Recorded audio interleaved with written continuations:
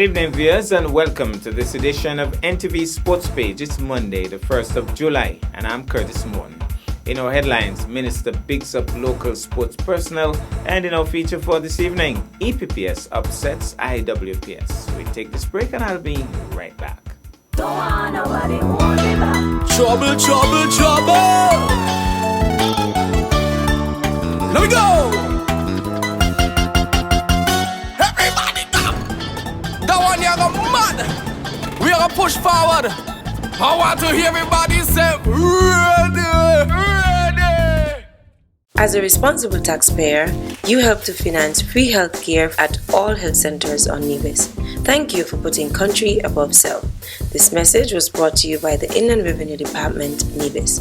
Be a responsible citizen.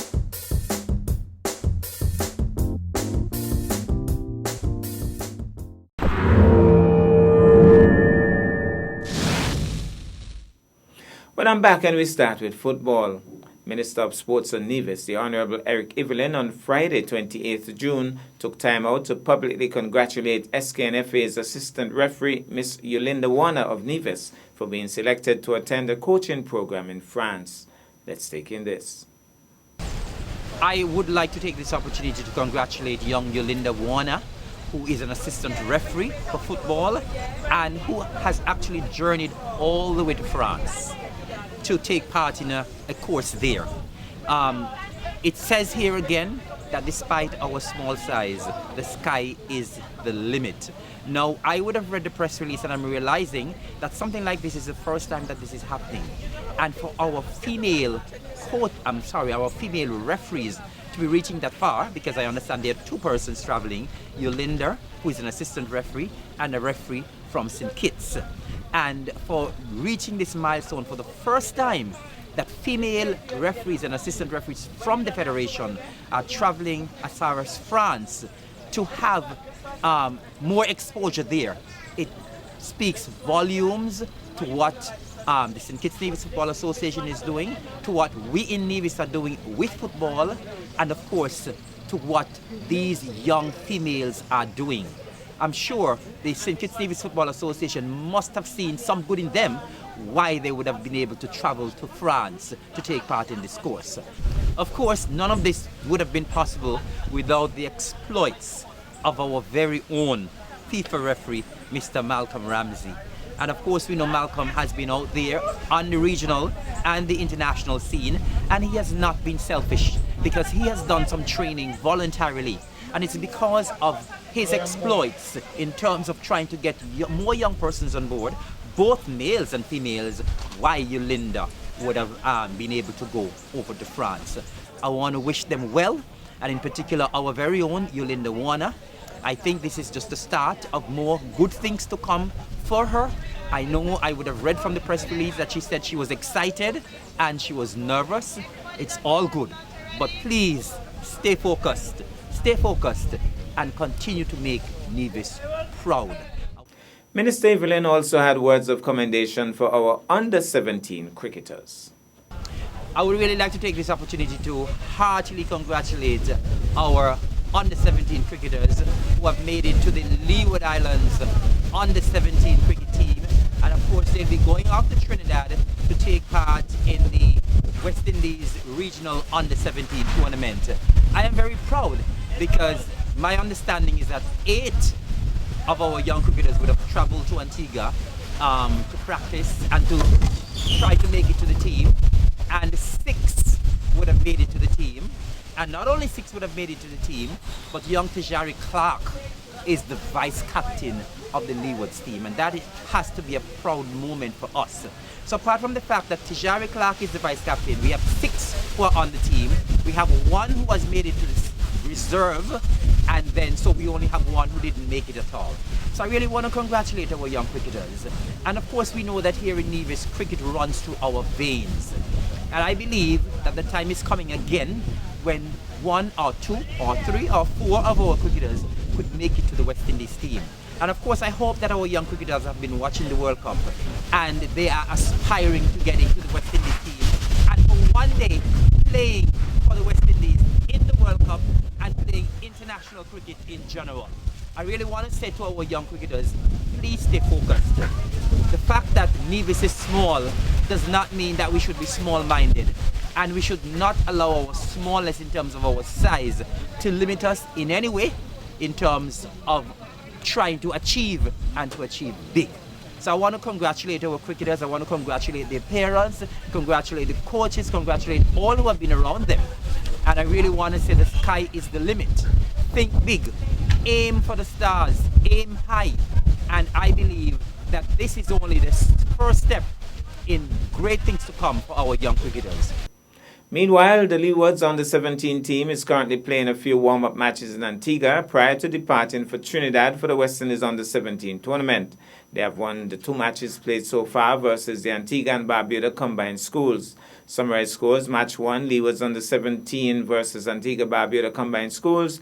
Leewards under-17, 162 all out in 37.3 overs. Tijari Clark 40, Clinton Reese 26 not out, Kenny Sutton 15, Dehari Francis 15, Dimitri Lucas 3 for 23, Ishmael Peters 3 for 30, Kimari Clark 1 for 24. Antigua and Barbuda combined schools 113 all out in 49.3, Michael Graves 23, Ephraim Pollard 23, Jahim Africa 19, Jaden Carmichael of Nevis 4 for 18, Jalen Francis 2 for 29, Leewards under 19 won by 49 runs. Match 2. Antigua and Barbuda combined schools 144 all out in 42.5, Michael Graves 47 all out, Malik Hasselin 31, George Elvin 20, Jaden Carmichael 3 for 27, Rashid Henry 2 for 15. Leewards under 17 set a revised target of 220 runs, got to 220 for 7 in 47 overs. Anderson Armadan of Nevis 52, Carlin Bowen Stockett of Nevis 30, Kenny Sutton 26 not out, and Tijari Clark of Nevis 19. Asher Cornelius 4 for 33, Meandre James 1 for 23, Dimitri Lucas 1 for 28, and Jawaki Joseph 1 for 49. The third and final game will be played tomorrow, Tuesday, 2nd July, at the Police Cricket Ground starting at 9:30 a.m. We go to break, and when I come back, we'll have our feature for this evening. Thank you so much for our message. Everybody have a good time. We're enjoying ourselves. We're having fun. Love, passion, pride. Culturama 45. The Caribbean's greatest summer line. We are alive from July 26th to August 6th.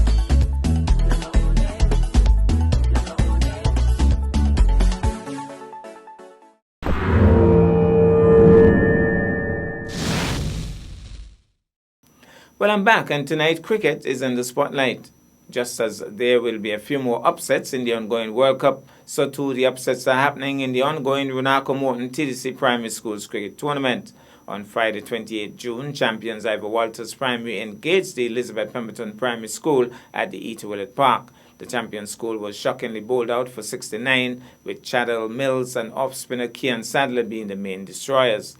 The Elizabeth Pemberton Primary School then virtually strolled to the winning target for the loss of only 3 wickets on the back of an aggressive 36 from the bat of Najee Hobson. Summarized scores: Ivor Walters Primary 69 all out in 14.3 overs, Omari Jones 15, Light Brown 14, Chadell Mills 4 for 20, and Kian Sadler 2 for 12. EPPS 70 for 3, Najee Hobson 36, Brad George 10 not out, EPPS winning by 7 wickets. Meanwhile, according to Puck of the Charleston Primary School, this was supposed to be a mismatch. This as his school, the Charleston Primary, came up against the Joyceton-Level Primary School at the Eta Willett Park on Friday, 28 June.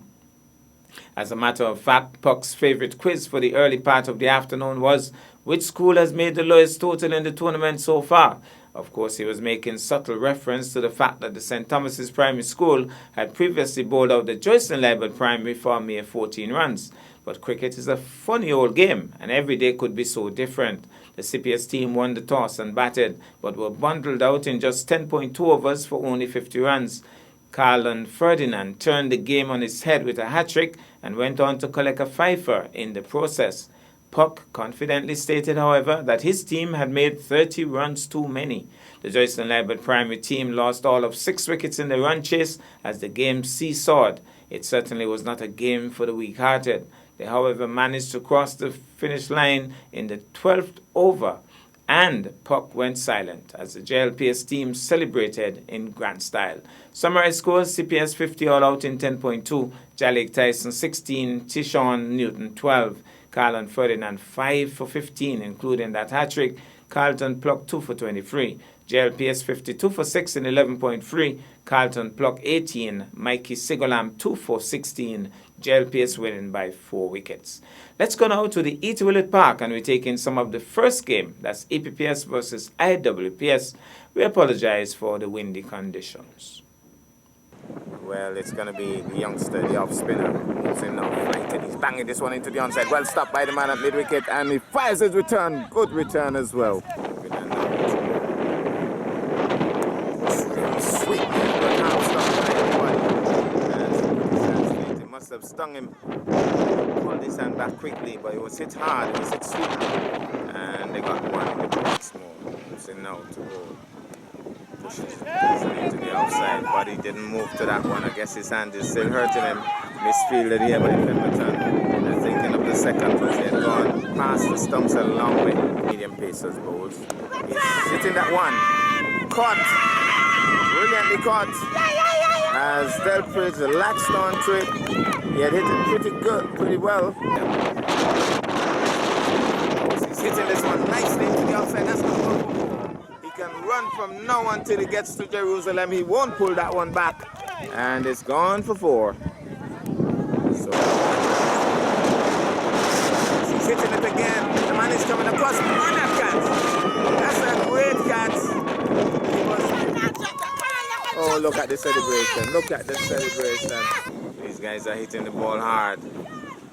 Option now to ball. Good delivery. Goal. Great delivery on stumps, backing away, leaving all the stumps exposed. And Bold, obviously, with that nice stance, knows a little bit about the game. Oh, should have been on the front foot there. Should have been on the front foot. He's on the back foot and looks as if he's bold. He's bold. Should have been on the front foot. And so he's bold. What a lick. He just whacked that one, gone for 6, I believe. Well. There goes, good combination. Bolt! My goodness, he has picked out the middle stump. Oh, and he salutes. He's all about saluting now. Mommy will be pleased with that. Here he goes, Bolt. Down the leg side, swung away. That's going to be 4. Oh, Najee just latched onto that. He was pitched down the leg side. So Najee swinging that one into the outside. There's a man racing across. Can he pull it in? He can't. It's gone for 4. There he goes. And he's bowled. Leg stump. New bowler has picked out his leg stump. Scores are tied. Driving it into the outside. They're taking up the single. Delpridge comes across, stops it.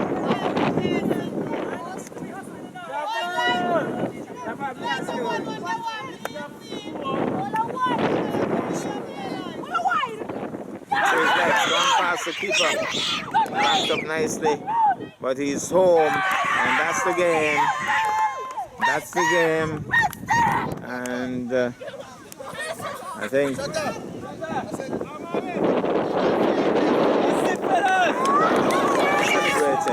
APPS has won. Hard-fought game. Well, that's our package for this evening. I am Curtis Morton, reminding you that you can watch sports if you're not fit. But to play sports requires fitness, diligence, and sacrifice. Have a good night.